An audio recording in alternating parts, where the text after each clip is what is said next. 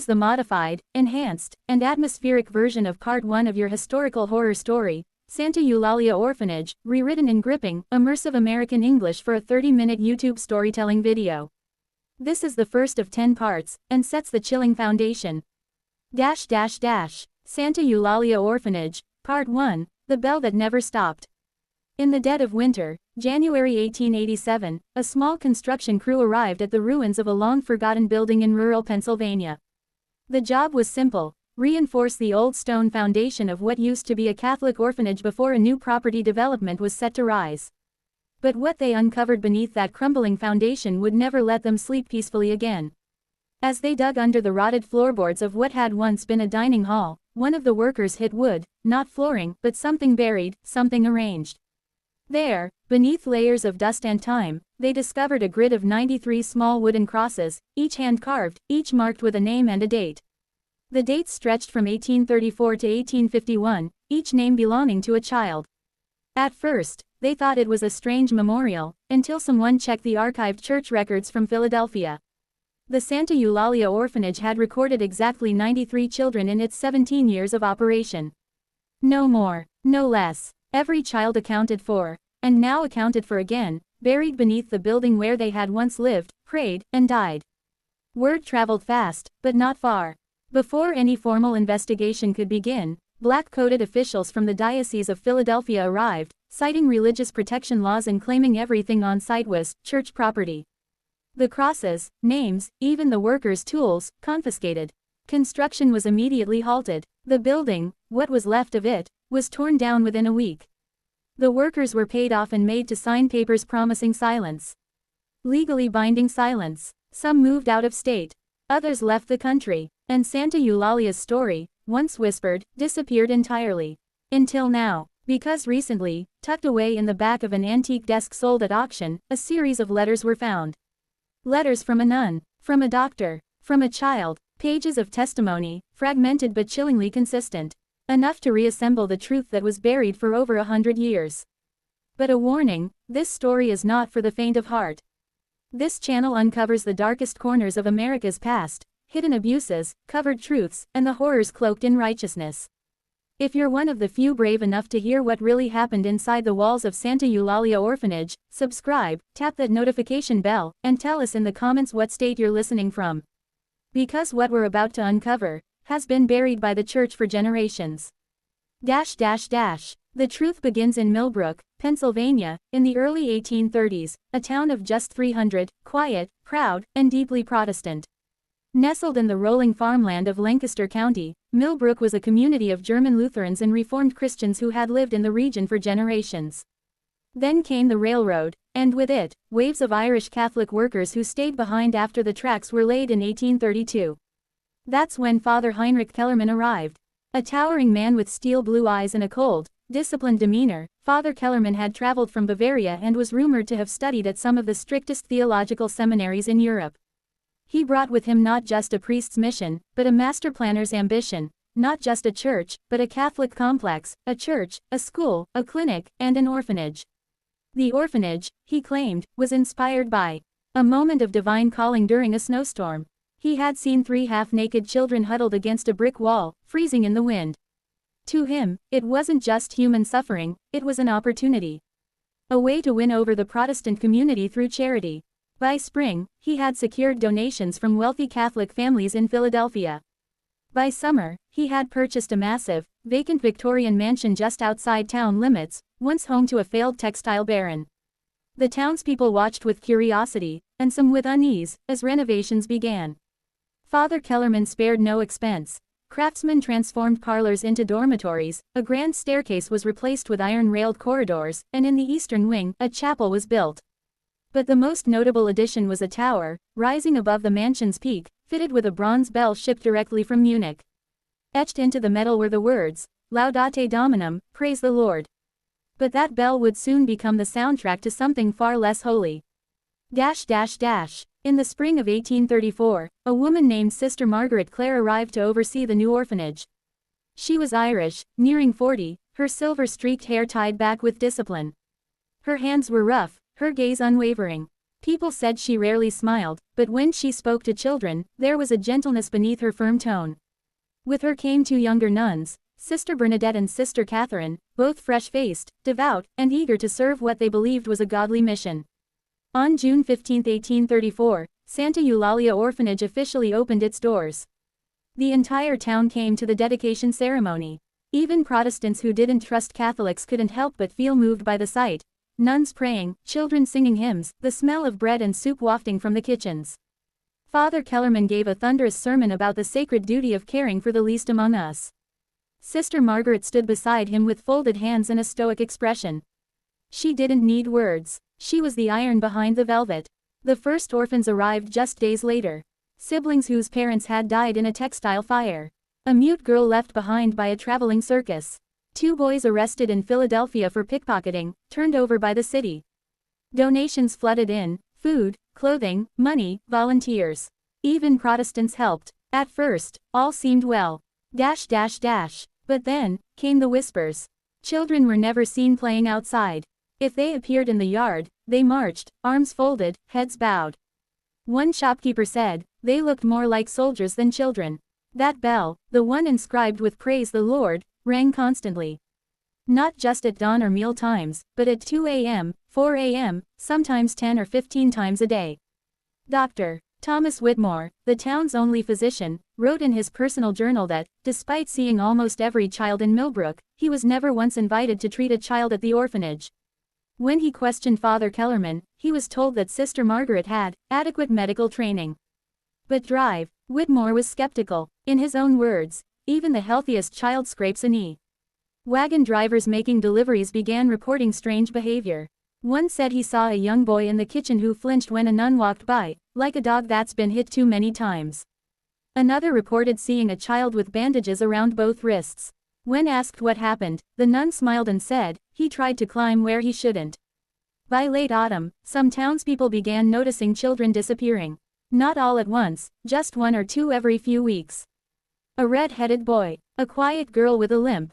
No announcements, no adoptions listed. When asked, Sister Margaret always had an answer: they've been placed with a family.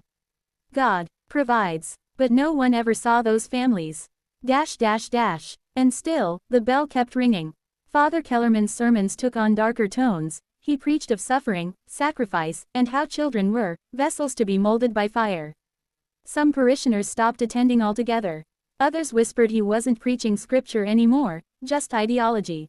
What no one in Millbrook knew, what no one could have known, was that Father Kellerman had brought more than just Catholic orthodoxy from Bavaria. He had brought a doctrine, one long banned by the Church.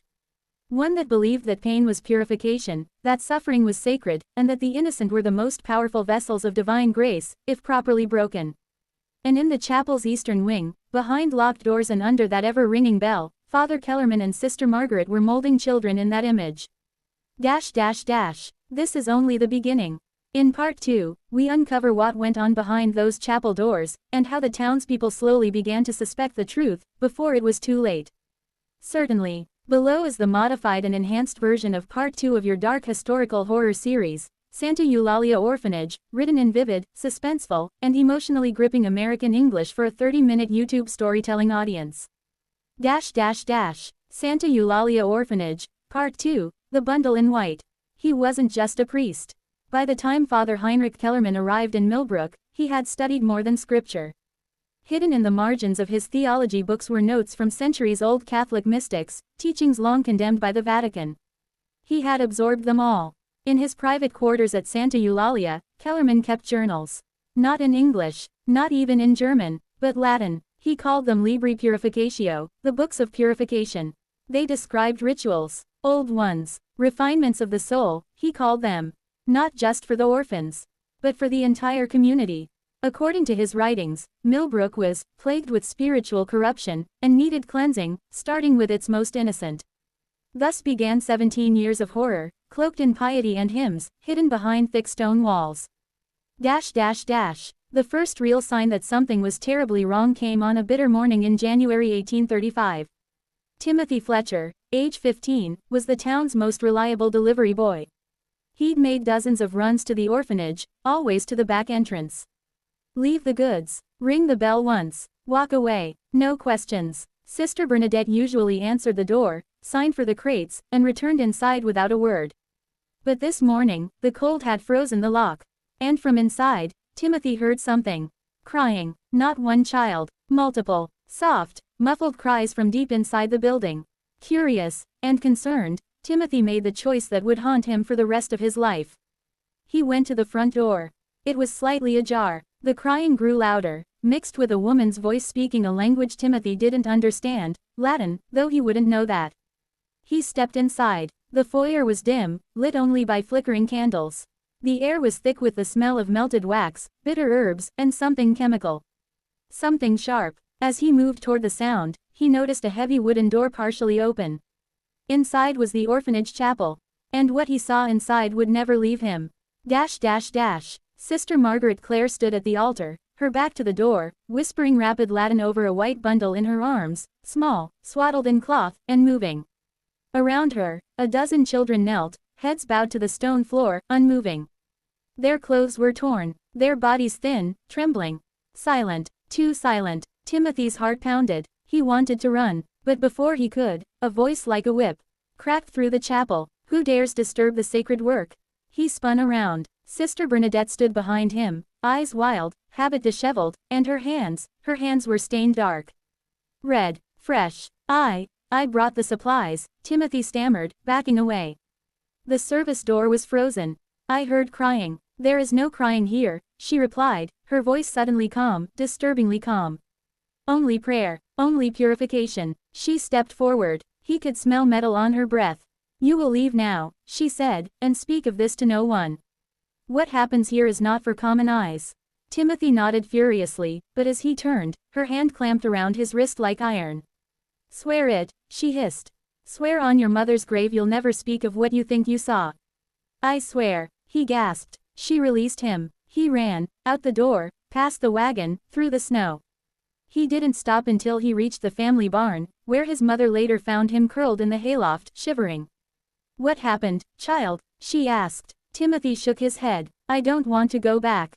Ever. She assumed the nuns had simply been too harsh. She sent his older brother, Marcus, in his place. But Timothy knew better. It wasn't fear he felt. It was dread. That night, he screamed in his sleep. He developed a stutter. And when his mother tried to comfort him, reminding him that Catholics worship differently, he whispered. It wasn't worship, Mama, it was something else.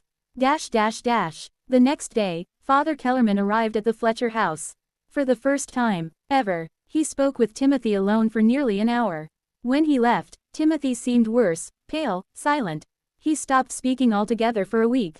When he finally spoke again, it was only in whispers. Marcus took over deliveries. But even he noticed strange things. The number of children changed week to week. One day there were 10. Next week, 7. Then back to 10. And then there was the singing, soft voices, faint hymns, coming from below the building. When he asked Sister Margaret, she replied flatly, the orphanage has no basement.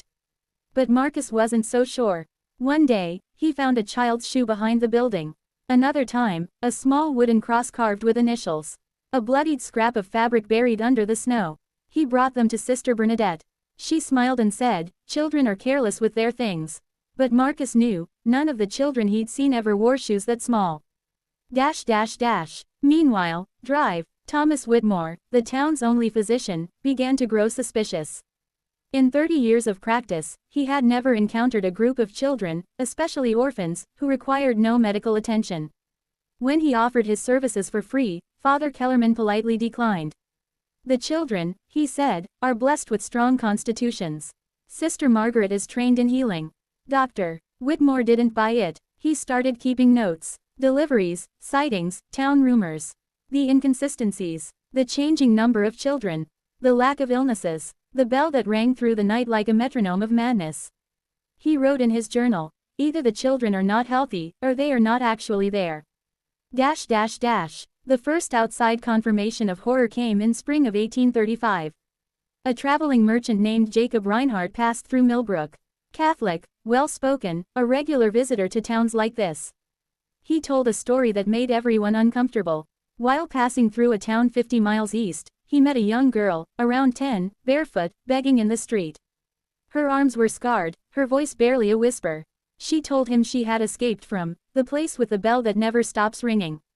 When he asked what she meant, she grew hysterical and ran. But before disappearing, she left him with a name.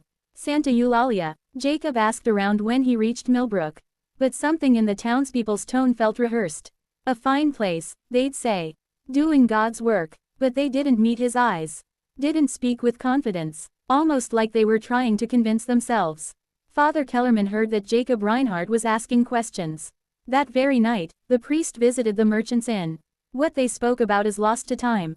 But Reinhardt left town the next morning without another word, and would never speak of Santa Eulalia again. But the truth was now peeking through the cracks. The white bundle, the blood-stained hands, the missing children, the bell that would not stop ringing.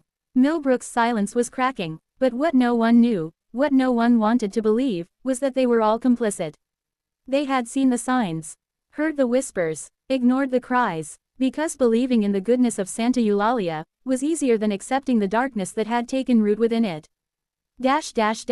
In part 3, we'll learn about the journals of Sister Catherine, and how one nun began to question the holy work she had once been so eager to serve. But the deeper she looked, the closer she came to disappearing herself. Subscribe, stay close, because the horrors at Santa Eulalia are only just beginning to unfold. Certainly, here is part 3 of your historical horror story, Santa Eulalia Orphanage, rewritten in a haunting, cinematic narrative style for a 30-minute American YouTube audience. This version maintains the grim horror, suspense, and emotional tension of your original draft while presenting it in a flowing, atmospheric format perfect for long-form storytelling. Santa Eulalia Orphanage, Part 3, The Bell That Wouldn't Stop. The man's name was Jacob Reinhardt, and his visit to Millbrook was meant to be brief, just a stop on a trade route. But what started as business quickly turned into something darker. He'd only asked a few simple questions. Had anyone seen a little girl named Elsie, maybe 10 years old, with scars on her arms and a terrified look in her eyes? He didn't get answers, he got silence. And then, late that night, Father Kellerman arrived at the inn. No one knew what was said behind that door. But the innkeeper swore he heard shouting, voices raised, and what sounded like threats. By morning, Reinhardt was gone. He left town without collecting payment or saying goodbye. He never returned to Millbrook, or, as far as anyone could tell, anywhere else in Pennsylvania. That was the first of many. Whenever someone started asking too many questions about the orphanage, whether it was a curious traveler, a concerned aunt, or a neighbor who had seen too much, they'd receive a visit from Father Kellerman. Afterward, they would either leave town, or go eerily silent. It was as if he knew everything. Who was talking, what they said, when they said it, and then, the bell changed. At first, the orphanage bell only rang at standard prayer times, morning, noon, evening. Just as you'd expect from a disciplined religious institution. But in the spring of 1835, it began ringing at midnight. Then 3 a.m., sometimes it tolled continuously for hours in the middle of the day. No pattern, no explanation. When townspeople complained about the noise, Father Kellerman offered a cold smile. The sacred hours, he said. Prayer must rise even while the rest of the world sleeps. But Thomas Whitmore, the town physician, saw something else. In his medical studies, he had learned about the psychological effects of sleep deprivation. The bell wasn't just about prayer, it was a weapon. A tool of control. It wasn't just keeping the children from resting, it was keeping everyone awake. Then came the case of Anna Dietrich, an 8-year-old girl left in Santa Eulalia's care after her parents died during a cholera outbreak. Her aunt, Mrs. Elizabeth Hoffman, was promised visitation rights, once a month. But during her second visit, she was told Anna had been placed with a loving Catholic family in Baltimore. No names, no address. When Mrs. Hoffman demanded documentation, she was told that all adoption records were confidential church property. She didn't accept that. She questioned the nuns. She questioned the children, but none of them would meet her gaze. Finally, one little boy whispered. She went to the quiet place. We hope we never have to go there too. Mrs. Hoffman insisted on searching the building. She was met with resistance. 2 large men, claiming to be protectors of the church, forcibly escorted her off the property under Father Kellerman's orders. She left Millbrook that night, and never returned. But she spent the rest of her life writing letters to church authorities, begging someone, anyone, to investigate what happened to her niece. None of her letters were ever answered.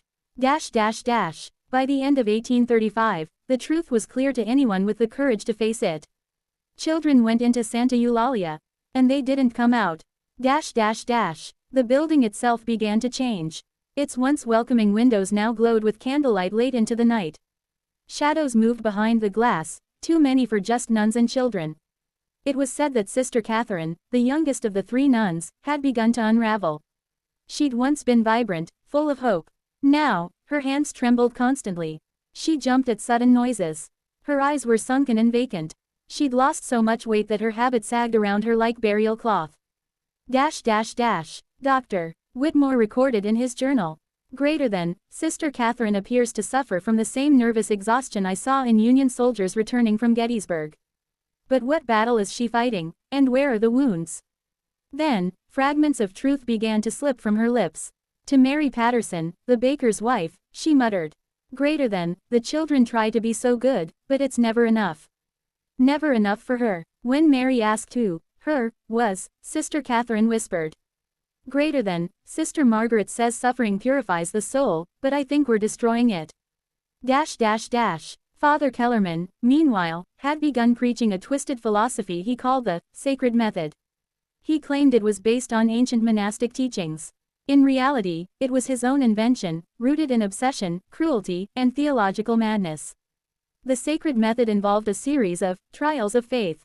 First came fasting, days without food. Then physical penance, beatings, kneeling for hours on stone. Then the final purification. No one knew what the final purification was. But children who reached it were never seen again. The bell was part of it all. Its erratic tolling created constant fear.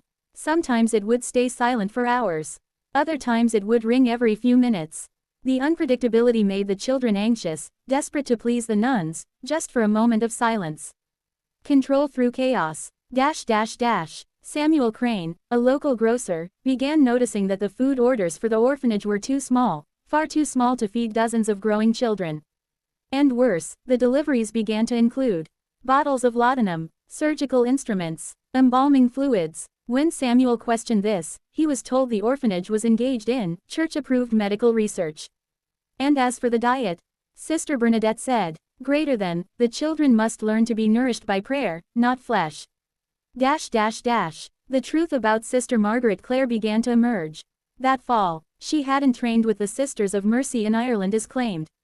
She'd been expelled from a French convent years earlier for dangerous theological experimentation and cruelty to children. She came to America under a false name. Her real beliefs, that children were the purest vessels of God's light, and by making them suffer, she could transform them into holy instruments.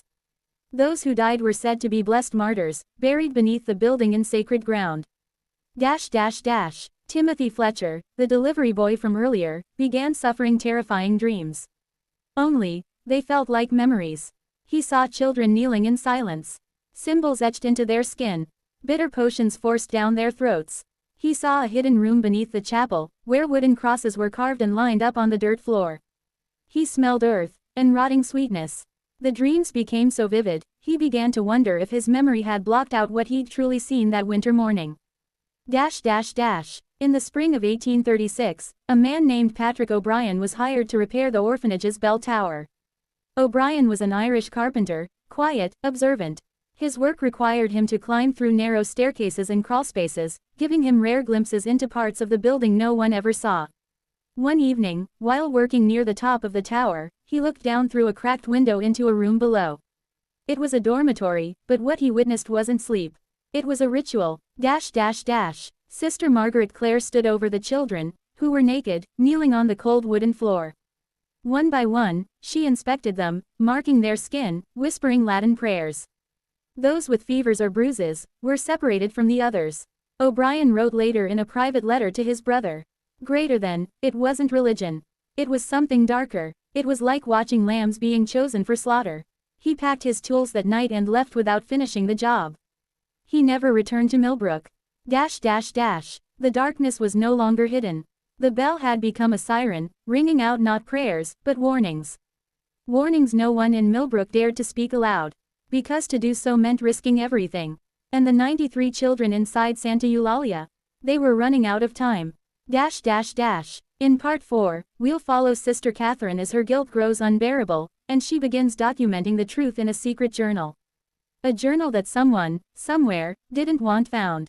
But you'll have to ask yourself one question. If you had the power to stop it, would you? Subscribe, and return for the next chapter of Santa Eulalia Orphanage. Because the deeper we go, the darker it gets. Let me know if you'd like the YouTube title, description, and tags for this episode, or if you're ready for part 4. Santa Eulalia Orphanage, part 4. A 30-minute horror mystery storytelling script, for American YouTube audience. Opening hook, narrator voiceover. The children who were marked during the so-called morning purifications were never seen again. Some say they were sent to loving homes. Others believe they went beneath the floorboards, into the cold earth where the sacred bells could not reach them. But one thing is certain, by the end of 1836, fear had taken root in Millbrook, and not even God seemed willing to intervene. Segment 1. Patrick O'Brien's revelation. Patrick O'Brien, the Irish roofer, had spent just 6 days repairing the bell tower. But what he witnessed in those 6 days haunted him for the rest of his life. He saw Sister Margaret Clare lead children into the chapel after dark, their faces pale, their limbs trembling. He saw Father Kellerman standing over them, chanting in Latin, holding a silver rod inscribed with strange symbols. One night, as Patrick descended the tower stairs, he passed an open window and heard a sound he would never forget, a child whispering the words, "Don't let them take me to the room with no doors." Terrified, O'Brien left Millbrook the next day. He didn't even collect his pay. He took a train north and never came back. But before he left, he told his story to a local blacksmith named Albert Cross, who wrote the events down in a leather-bound journal now housed in a private collection. O'Brien's words were simple but chilling. "I worked on churches across America and Ireland, but Santa Eulalia, that place wasn't built for worship. It was built to hide things."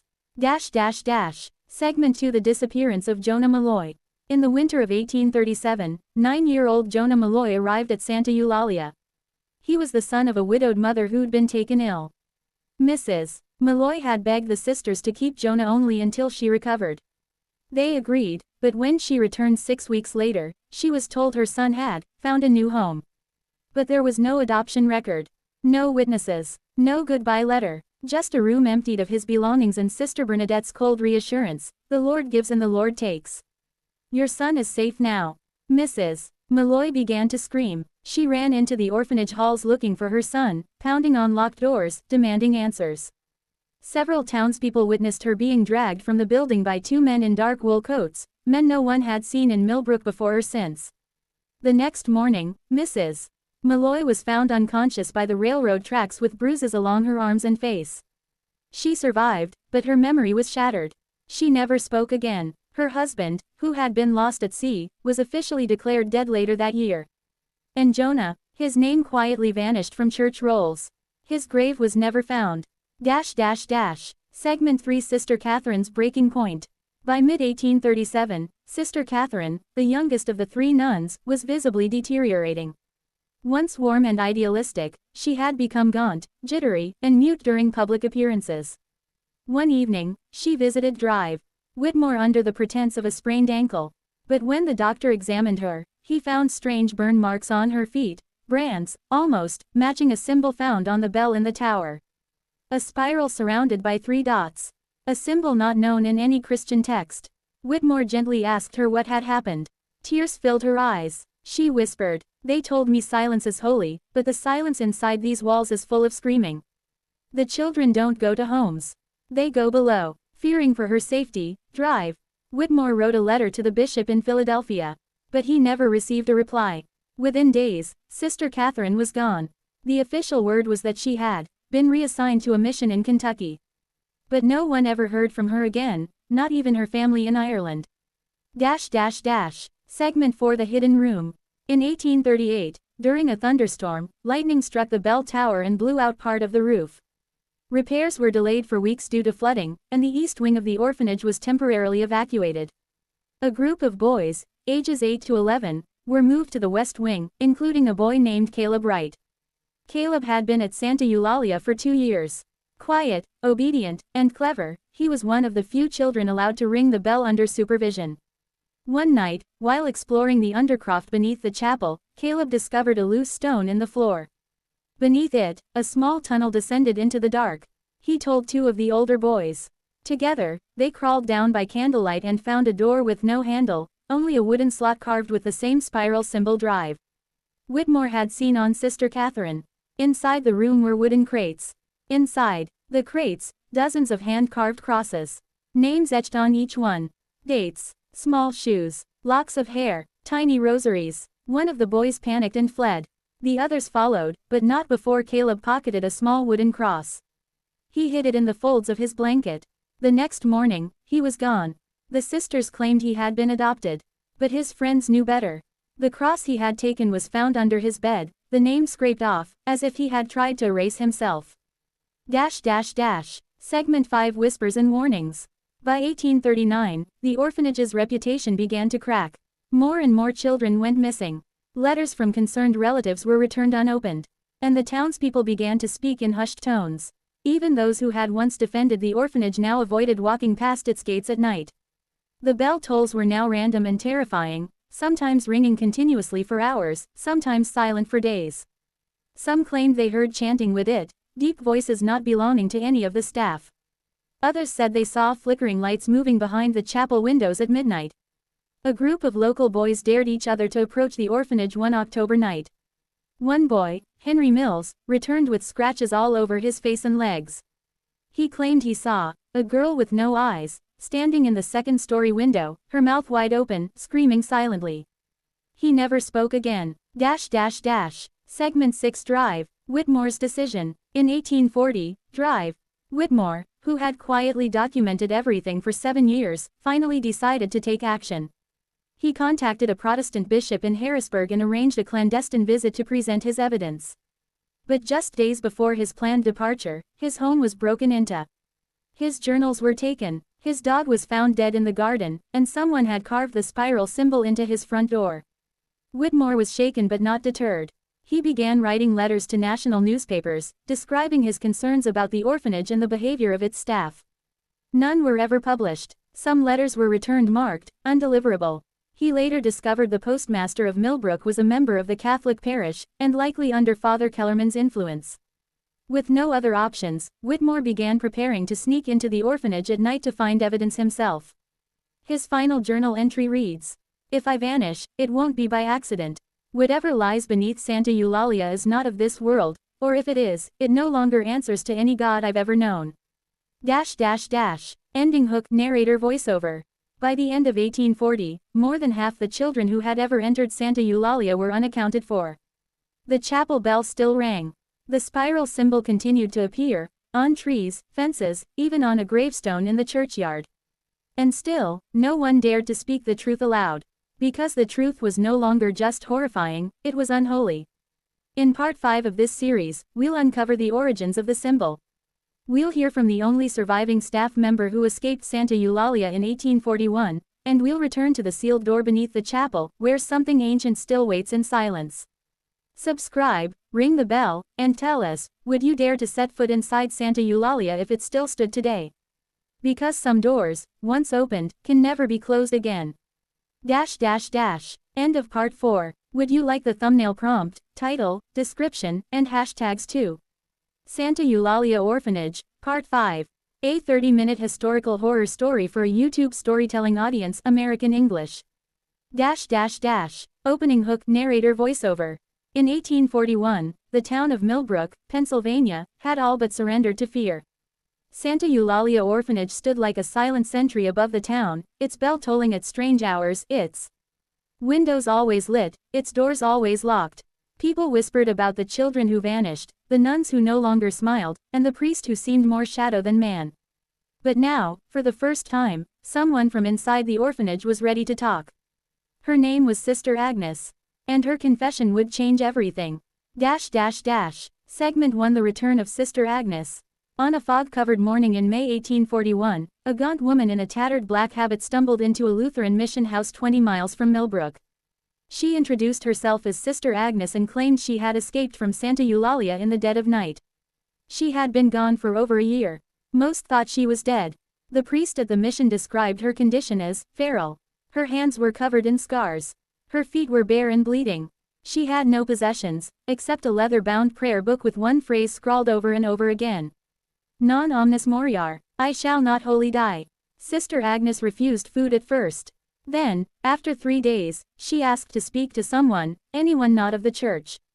A traveling academic named Charles Winthrop, who had been studying religious institutions in rural America, volunteered to hear her story. He recorded her words in a small notebook, now preserved in a private archive in New York.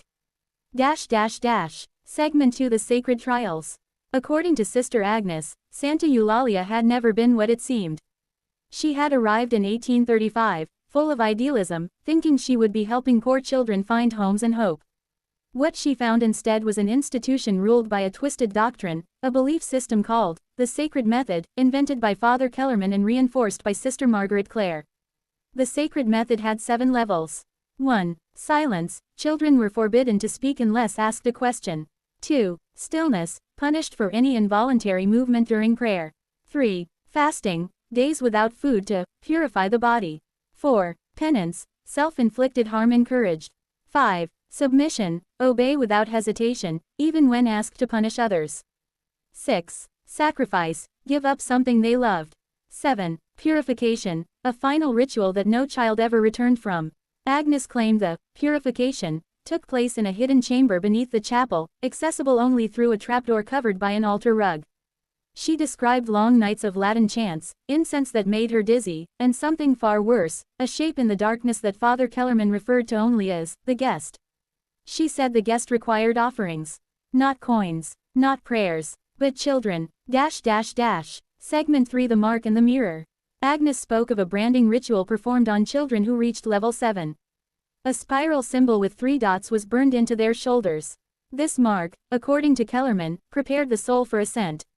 But Agnes noticed something strange. The children chosen for purification were never rebellious or sickly, they were the kindest, gentlest ones. The ones who still had hope in their eyes. One girl, Miriam, barely 6 years old, had memorized nearly the entire Gospel of John. She used to hum hymns while folding blankets. She was branded one night, and by morning, she was gone. When Agnes asked where Miriam had gone, Sister Bernadette said, "She is now among the saints. Do not mourn the chosen." But Agnes did mourn. She started keeping track. By her estimate, at least 40 children had been taken to the chamber. None returned. She began to question Father Kellerman, but he had anticipated this. One night, he summoned her and showed her a tall, antique mirror in his chambers. He told her it was a relic from the Black Forest of Germany. He called it the Eye of the Martyrs. In the mirror, Agnes didn't see her reflection. She saw children, kneeling in rows. All pale, all marked, all staring forward with empty eyes. Then she heard a whisper from the glass. More. Segment 4: The Failed Purification. Agnes finally tried to intervene. In the spring of 1840, a boy named Elias was scheduled for purification. She had grown close to him. He was gentle, thoughtful, always drawing small pictures of animals. Agnes hid him in the attic, thinking she could sneak him out after dark. But he was found. That night, the bell rang 33 times, one toll for each year of Christ's life. Elias was taken beneath the chapel.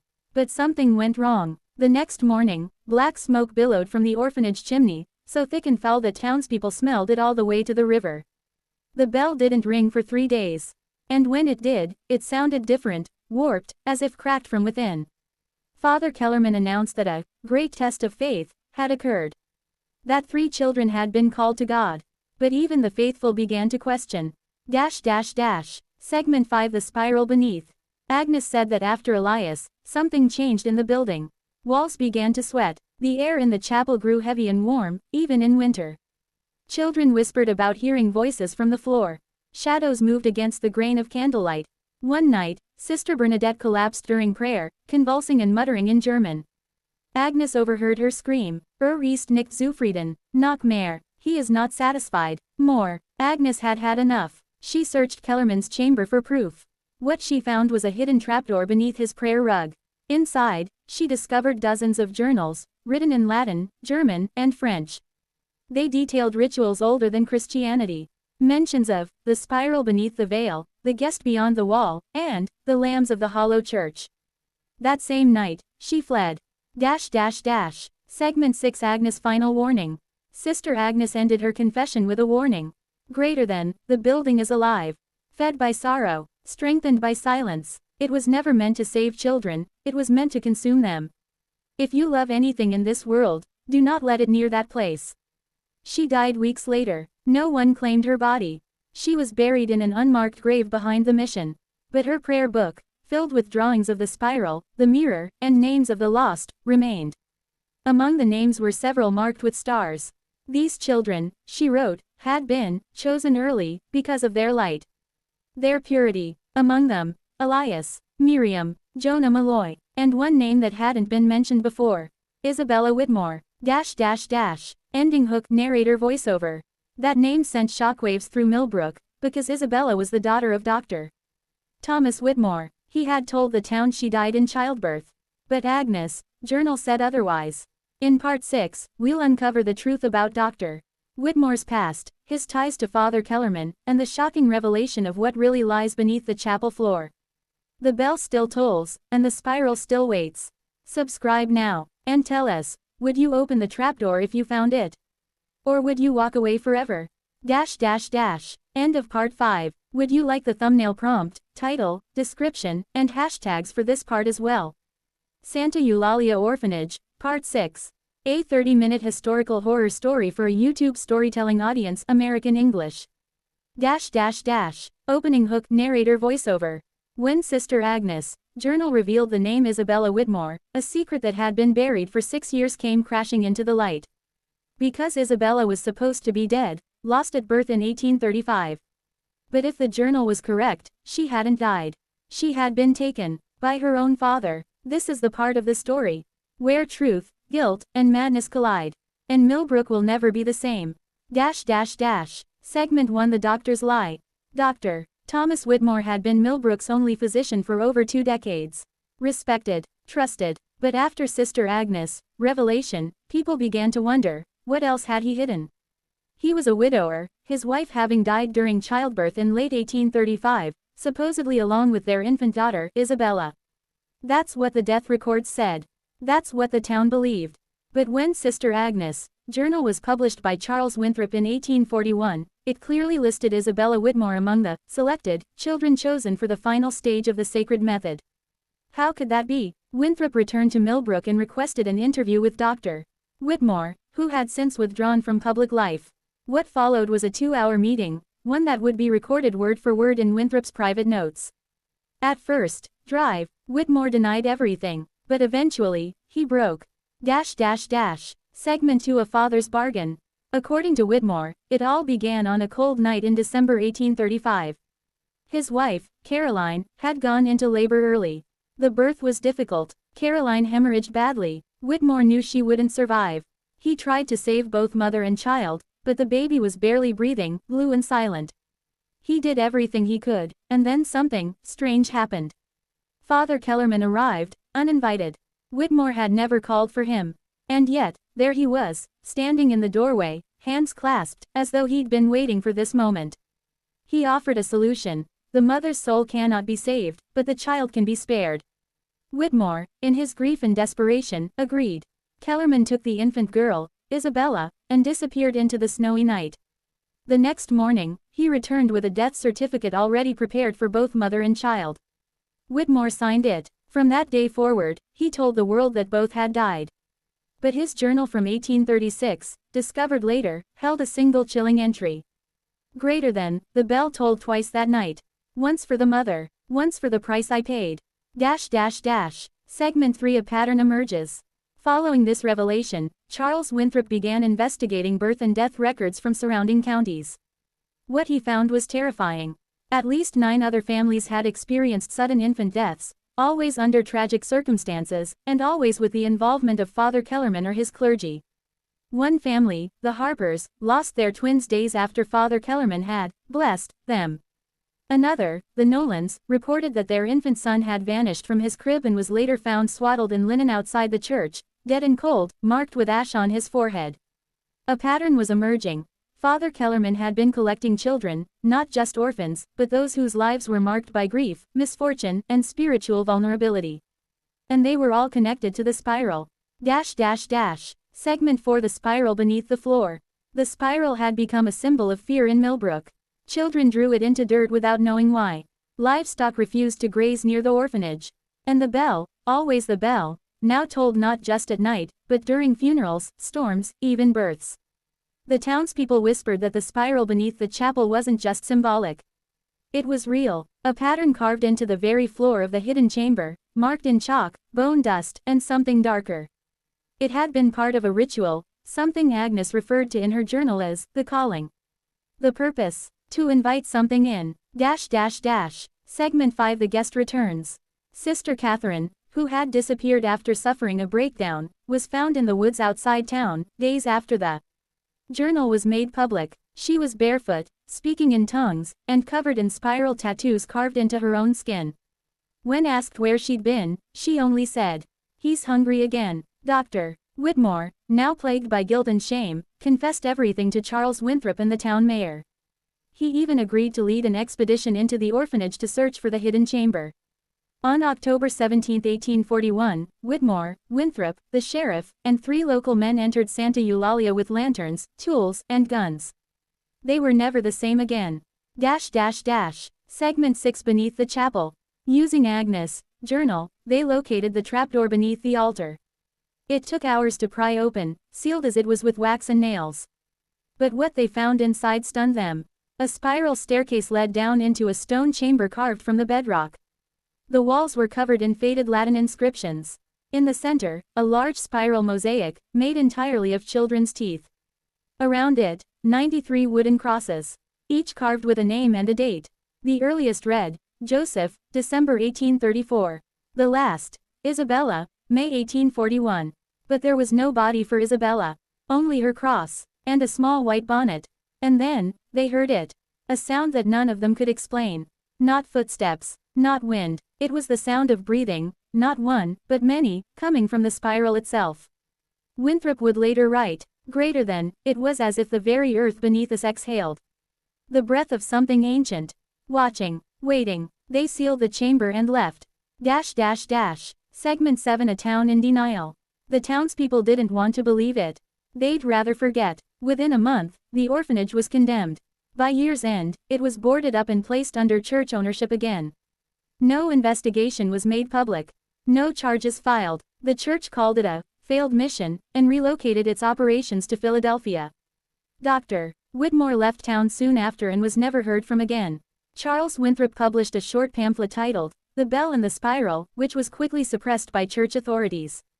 But some copies survived, and from those pages, we know what was found, and what was left behind. Ending hook narrator voiceover. But the story doesn't end there. Because in 1851, the bell rang one final time, long after the building had been emptied. Witnesses swore they saw lights in the windows. Some claimed they heard the sound of children singing in Latin. And then the building fell silent. In Part 7, we'll explore the final days of Santa Eulalia, the unexplained disappearances in nearby towns, and the chilling letters sent by a new priest who tried to reopen the chapel, only to go mad before finishing his first sermon. Subscribe now, and ask yourself, if you found a spiral in your basement, would you step inside it? End of Part 6. Santa Eulalia Orphanage, Part 7. 30-minute horror storytelling for YouTube American audience, simple English. Title: The Final Toll of the Bell. Opening narration, voiceover. In the spring of 1851, a full decade after the orphanage had been sealed and left to rot, the bell rang one final time. No one had lived in the building for 10 years. No services were held. The doors were chained shut. And yet, on April 2, at exactly 3 a.m., the townspeople of Millbrook were awakened by the sound of the orphanage bell echoing through the hills. Some say it rang 13 times. Others say it never stopped. Whatever the truth, one thing is certain, whatever lived beneath Santa Eulalia wasn't gone. It was waking up. Segment 1: The Letters of Father Alvarez. After the orphanage closed in 1841, the Diocese of Philadelphia promised it would never reopen. But 10 years later, with growing Catholic populations in rural areas, a decision was made to reclaim and purify Santa Eulalia. A young priest named Father Miguel Alvarez, newly arrived from Mexico, was assigned to the property. His orders were simple: clean, bless, and restore the chapel for a new generation of orphans. Father Alvarez moved into the grounds on March 30, 1851. He was 33 years old, deeply devout, and completely unaware of the orphanage's true history. The letters he wrote during the 4 days he lived there would later be found buried in a tin box behind the altar. They're now considered one of the most disturbing personal accounts in the history of the American Catholic Church. March 30, 1851. The building is in worse condition than expected. Floors creak like dying men. The windows are black with rot. And yet, I feel drawn here, as if I've been called. March 31, 1851. Last night, I heard children laughing. I thought it was the wind, but then I found tiny handprints on the inside of the chapel glass. April 1, 1851. The bell tolled at midnight. No rope was attached. I climbed the tower and found it swaying on its own. Beneath the altar, I found scratches in the stone, a spiral, carved deep. I fear this place is not abandoned. It is possessed. Segment 2: A midnight visitation. On the night of April 1st, townspeople reported strange activity at the orphanage. A soft golden light flickered from the bell tower, though no oil lamps had been brought in. Sheriff Amos Leary rode up to check. What he saw chilled him. The bell was ringing, and standing in the chapel doorway was a figure in priest's robes, but with no face. Just empty space where features should be. A white bonnet lay at its feet. Terrified, the sheriff turned back, but as he rode away, he heard singing, the same Latin hymn that had been reported during the 1841 sealing of the crypt. He never returned to the orphanage again. Segment 3: The return of the spiral. The next morning, the town awoke to a terrifying sight: spirals carved into their front doors.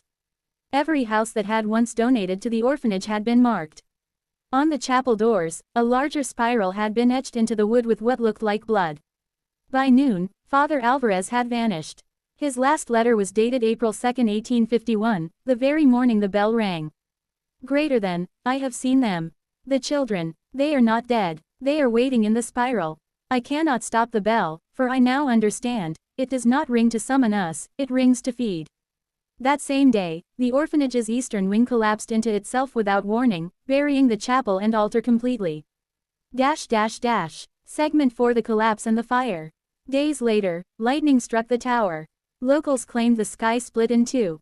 Flames burst from the roof and consumed the building in minutes. Miraculously, or perhaps intentionally, the fire burned only the orphanage. Nearby trees were untouched. Even the grass around the property remained green. By the time it was over, the only part left standing was the bell tower. And the bell, it did not melt. It remained cold, silent, intact. Segment 5: The survivors speak out. In the years that followed, several of the orphanage's surviving staff began to speak, quietly, under pseudonyms, sometimes anonymously. One such person was Sister Catherine, now living in a convent in Vermont.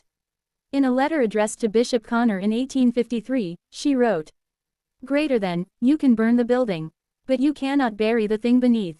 The spiral was not made by us. We merely opened it. It is older than faith. Older than God." Another former staff member, a groundskeeper named Elijah Crane, described the spiral chamber in detail, before hanging himself 3 days later. Segment 6: The 93rd child. When Charles Winthrop, now an old man, heard of Father Alvarez's disappearance, he returned one final time to Millbrook. He searched the ruins and found something horrifying: a freshly carved cross, nestled beneath the rubble of the chapel. It read, "Isabella Whitmore, April 2, 1851. She had been taken again. Or perhaps, she had never truly left." That discovery sparked new questions. Was Isabella the 93rd child, or the first of something new? Segment 7: A town's silence. After 1851, the town of Millbrook stopped talking about the orphanage. It was erased from maps, church records, and even sermons. Parents warned their children not to speak the name Santa Eulalia aloud. But the stories didn't stop. Travelers would occasionally report lights in the hills. Campers claimed to hear bells at night. Children sometimes woke with spiral patterns bruised into their skin. And then, in 1887, the construction crew came and found the 93 crosses beneath the floor. Closing narration, voiceover. In part 8 of this story, we'll uncover what really happened when the diocese took control of the ruins, why the Vatican sent investigators to Pennsylvania in secret, and how the final report was locked away in Rome, classified as non-canonical and spiritually hazardous. What was Father Kellerman truly trying to awaken? And more importantly, did he succeed? Subscribe now, and ask yourself, if the bell rang again tomorrow, would you answer? Santa Eulalia Orphanage, Part 8. 30-minute horror storytelling for YouTube American audience, simple English. Title: The Vatican Files, What They Buried in Rome. Opening narration, voiceover. After the mysterious fire that destroyed most of Santa Eulalia Orphanage in 1851, the story should have ended. But the church wasn't finished. The bell tower still stood. The spiral still existed, and whatever had been started beneath that orphanage still whispered through the soil. What followed was not an investigation, but a cover-up. This is the part of the story that was never meant to be told, because it doesn't come from newspapers or diaries. It comes from classified letters locked away in Rome, in a place few even within the church know exists, the archives of forbidden doctrine. Segment 1: The Vatican arrives. In the summer of 1852, more than a year after the fire, two men arrived in Millbrook posing as visiting priests. Their names were Father Lucian Ferraro and Monsignor Adrian Moreau, both members of the Congregation for the Doctrine of the Faith, a secret arm of the Vatican tasked with investigating heresy, miracles, and the unexplained. They claimed to be inspecting Catholic properties across Pennsylvania. But according to internal church memos leaked decades later, their real purpose was to determine whether Santa Eulalia was a site of demonic manifestation. Locals described them as cold, silent men who spoke little, asked many questions, and took nothing with them except a single wooden crate, sealed and branded with a spiral. Segment 2: The Hidden Report. In 1984, a retired seminarian named David Scanlon was allowed brief access to Vatican archives while doing historical research. Inside a mislabeled file, he found a faded report dated 1853, written by Monsignor Moreau himself. The document was only 9 pages long, titled, Greater Than, Findings from the Investigation of Santa Eulalia Orphanage, Class D. Scanlon memorized several disturbing lines before he was escorted out. Here's what he later revealed in an anonymous interview. Greater than, the structure had been consumed, yes, but not emptied. The chapel had collapsed into a cavity. We descended. We found a chamber carved from stone, pre-Christian, possibly pre-human. The spiral was present on every surface. Greater than, there were bones. Small, arranged in a circle around a stone altar. Greater than, the air was wrong. We felt watched. We did not pray, because none of us felt worthy. Greater than, conclusion. This place was not merely defiled. It was a gate. Greater than, recommend complete erasure. Marcas, Spiritus non tolerandis. Segment 3: Spiritus non tolerandis. That final phrase, Spiritus non tolerandis, is extremely rare in church documents. It means, a spirit that must not be endured. Places given this designation are never blessed, never rebuilt, and never spoken of in sermons or scripture. Only 4 sites in recorded church history have been classified under this term. Santa Eulalia was one of them. After Moreau and Ferraro left Millbrook, they ordered the ruins buried. A layer of limestone was poured over the grounds. The remaining walls were demolished, and the bell, still cold and intact, was shipped back to Rome. But it never arrived. Segment 4: The bell disappears. Church shipping records indicate the bell was last seen at a transfer point in New York Harbor, waiting to board a steamship bound for the Vatican. Then it vanished. The shipping crate was empty. The dock worker who loaded it was later found drowned in a nearby canal, his hands burned black, as if by metal. The bell has never been found. But in 1911, a farmer 20 miles outside Millbrook reported hearing a deep, slow bell tolling in the woods, after his child disappeared from their home. When police arrived, all they found were spiral carvings on the trees. Segment 5: The Last Known Witness. In 1929, a nun named Sister Agatha, living in a French convent, confessed on her deathbed to being part of the Santa Eulalia staff in 1840, under a false name. Her final words were recorded by a fellow sister, now part of public record.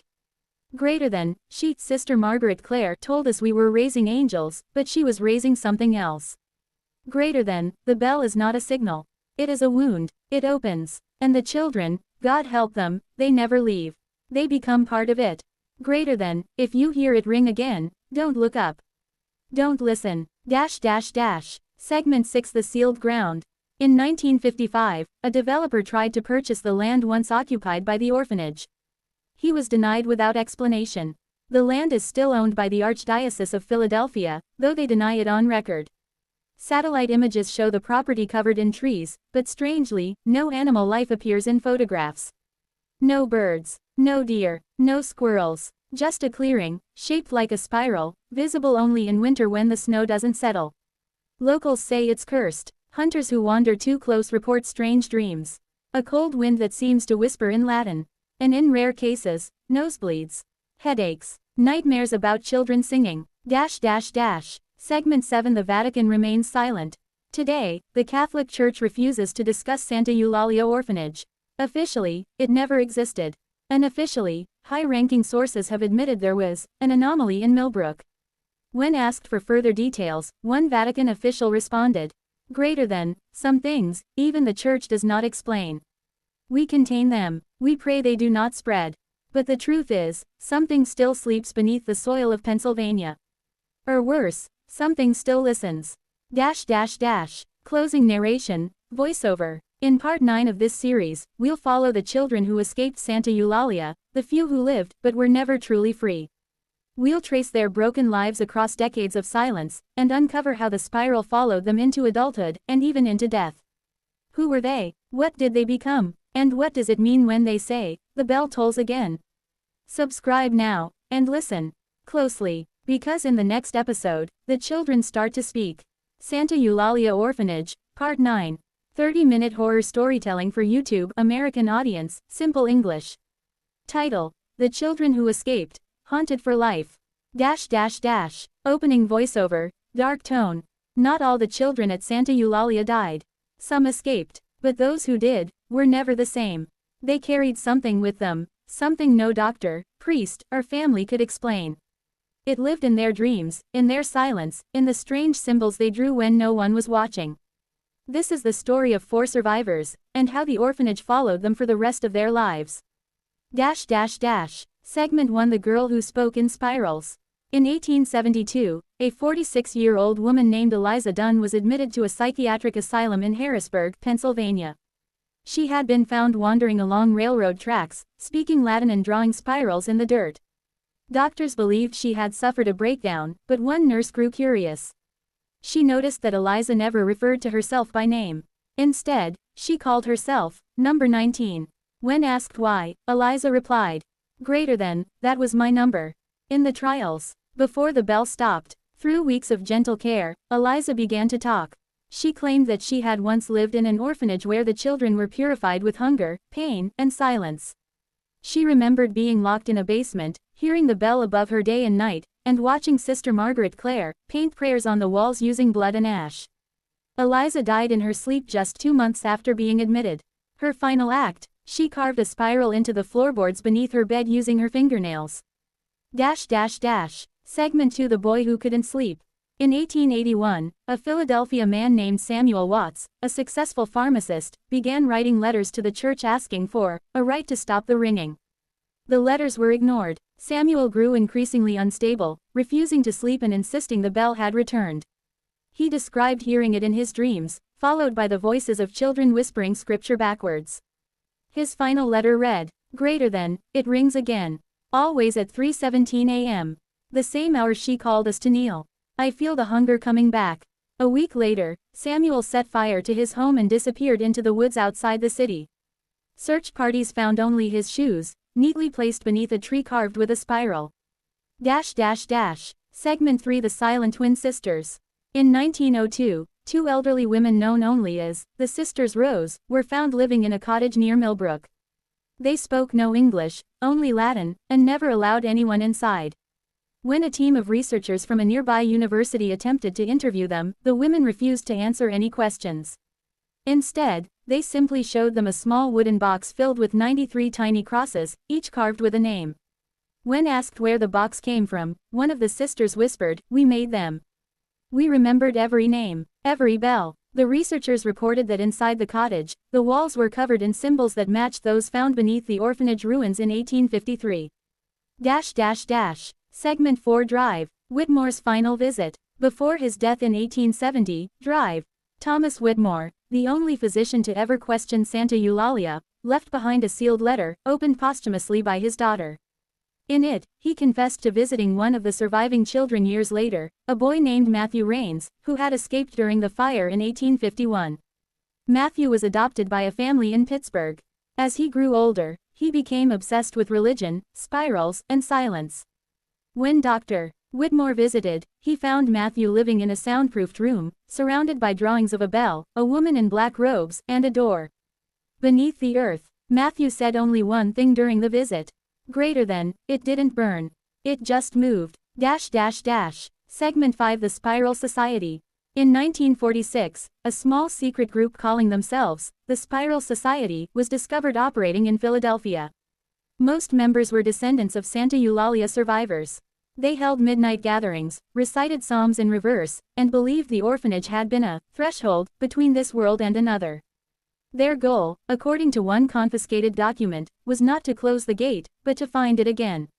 Authorities dismissed the group as a fringe cult, but the Vatican took interest. Church agents confiscated journals, recordings, and carvings, all marked with spirals. One document read, "Greater than, the children were the key. They were pure. Sister Clare made them doorways." Segment 6 The bell tolls again. In 1975, hikers in rural Pennsylvania near Millbrook reported hearing a deep, slow bell tolling in the forest just after midnight. There were no churches nearby. When the hikers followed the sound, they found only a clearing. In the center stood a small wooden cross.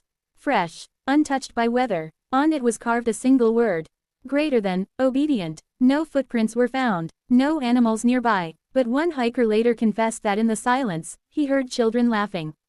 He never returned to that forest. Closing narration, voiceover. They lived, they escaped, but none of them were ever truly free. The bell of Santa Eulalia may have stopped ringing, but its echo still lives in the minds of those who survived. In Part 10, we reveal the final truth hidden beneath the church's silence, the truth about what happened the night of the fire, and what really sleeps beneath the orphanage grounds.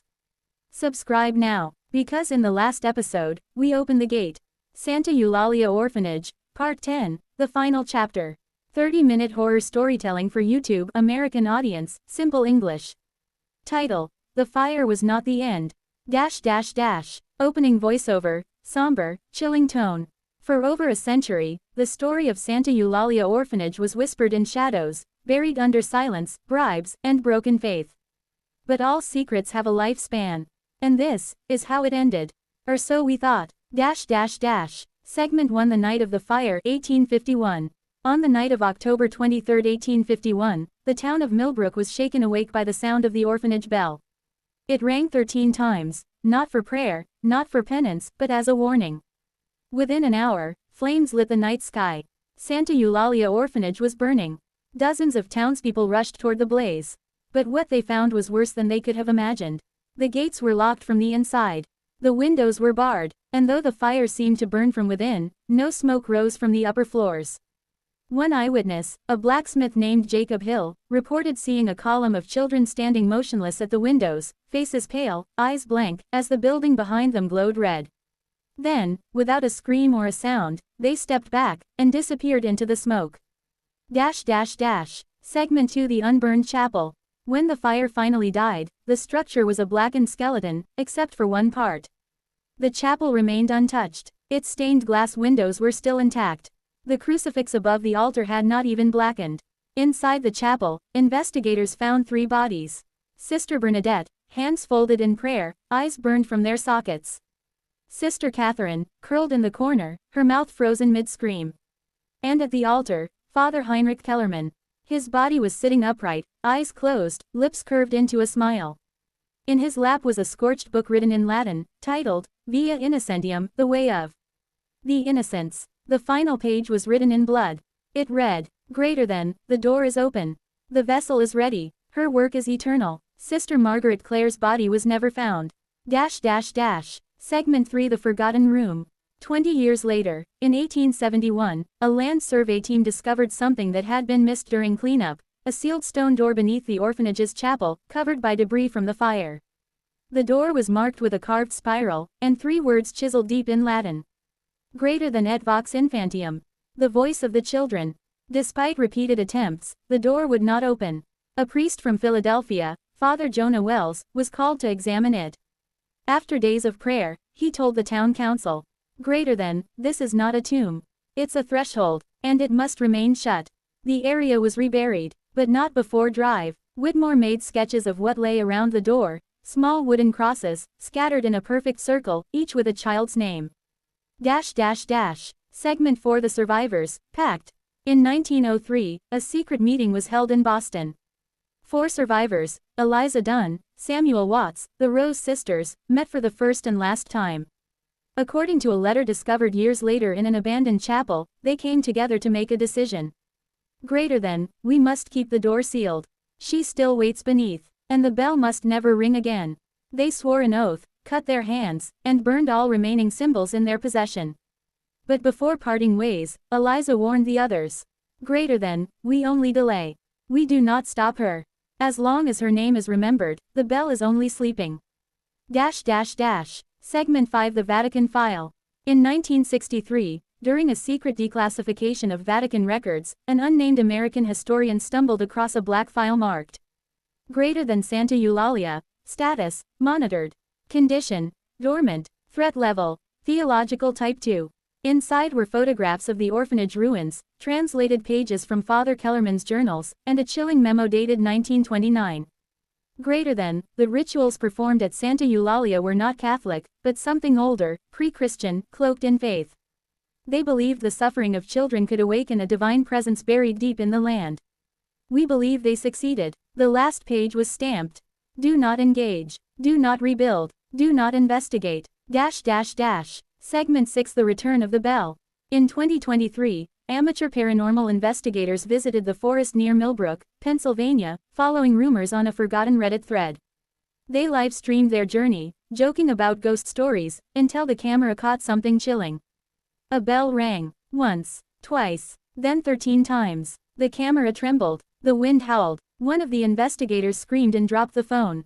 The stream ended. The phone was recovered 3 days later, but the team was never found. The last frame of the video shows a clearing, with a small white bundle sitting in the grass. Wrapped in cloth, moving slightly. Closing voiceover, final narration. Santa Eulalia was not a place. It was a purpose. A machine of pain built to open a door, one that should have remained closed forever. The children were never adopted. They were never saved. They were offered, and we were never meant to know. But now you do. So when you hear a bell ring at midnight, do not answer it, do not follow it, and whatever you do, do not say her name. Not even once.